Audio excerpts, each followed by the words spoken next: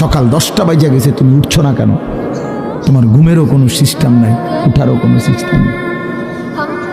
সারা রাত উলঙ্গ ছবি দেখে, নারী দেখে, জিনা ব্যভিচারের দৃশ্য দেখে নাফরমান ঘুমায় আছে।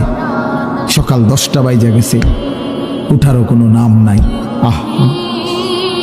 আল্লাহর নবী সাল্লাল্লাহু আলাইহি ওয়াসাল্লাম বলছেন, খোদার কসম, নবীজি বলছেন যে ফজরের নামাজ পড়ে না সে খবিস। খবিস, এটা খবিস, খবিসান নফস। ওই ব্যক্তি খবিস, কাসলান, অলস। নবীজি বলছেন, যাকা রাজুলুন বালা শাইতানু ফি উযুনাইহি, যে ফজরের নামাজ পড়ে না শয়তান তার 2 কানে পেশাব করে দেয়। শয়তান পেশাব করে দেয়।